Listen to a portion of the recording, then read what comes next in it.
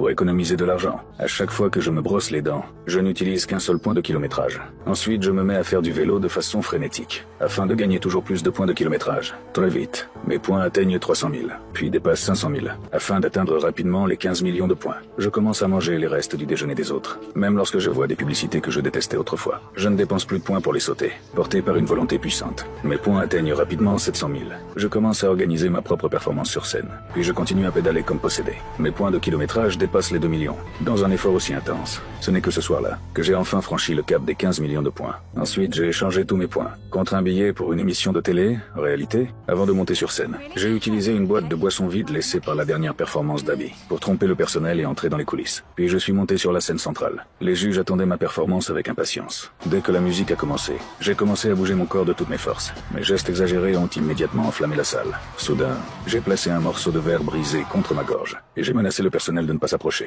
Puis j'ai commencé à dénoncer ma vie monotone et dénuée de sens. Je disais que je ne comprenais même pas l'intérêt de pédaler sans cesse chaque jour. Mais après m'avoir entendu, les juges n'ont montré aucune réaction. Au contraire, ils m'ont demandé si cela faisait partie de la performance. Je suis resté figé sur place. Les juges ont alors commencé à m'encenser, affirmant que c'était la meilleure performance de la saison. Et ils ont dit que si je le voulais, ils pouvaient me créer une émission dédiée, diffusée 2 fois par semaine. Bien mieux que de pédaler tous les jours. À peine avait-il fini de parler que le public a éclaté en applaudissements. Face à une telle ovation assourdissante, je n'avais pas d'autre choix que d'accepter. À partir de ce moment-là, je suis devenu un humoriste célèbre. Et le morceau de verre sur scène est devenu une tendance de mode virtuel très populaire. J'ai emménagé dans une plus grande chambre.